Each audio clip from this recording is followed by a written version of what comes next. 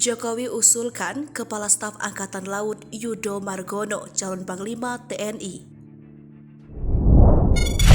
Ketua DPR RI Puan Maharani menyatakan Kepala Staf Angkatan Laut Laksamana Yudo Margono merupakan nama yang diusulkan Presiden Joko Widodo alias Jokowi sebagai calon Panglima TNI, mengganti Jenderal Andika Perkasa.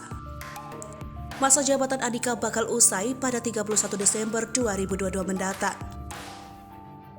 Puan mengatakan surat Presiden dari Istana diterimanya hari ini melalui Menteri Sekretaris Negara Pratikno.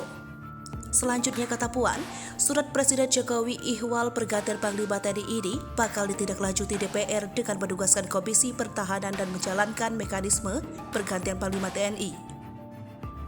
Salah satunya adalah menggelar uji kepatutan dan kelayakan alias fit and proper test.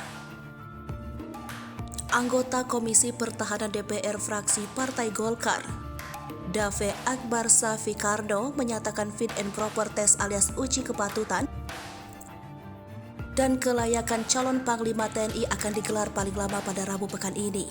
Panglima TNI mesti jaga netralitas politik anggota Komisi Pertahanan DPR fraksi Partai Demokrasi Indonesia Perjuangan. TB Hasanuddin proyeksi 5 poin yang dinyatakan kepada calon pengganti Jenderal Andika Perkasa sebagai Panglima TNI.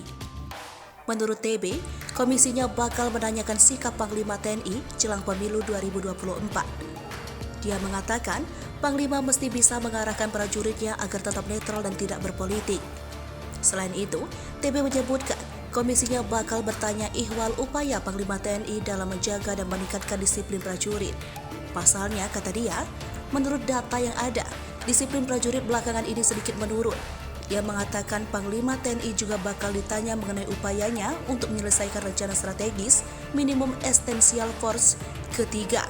Upaya Panglima TNI dalam meningkatkan kesejahteraan prajurit disebut TB juga tak bakal luput sebagai hal yang ditanyakan.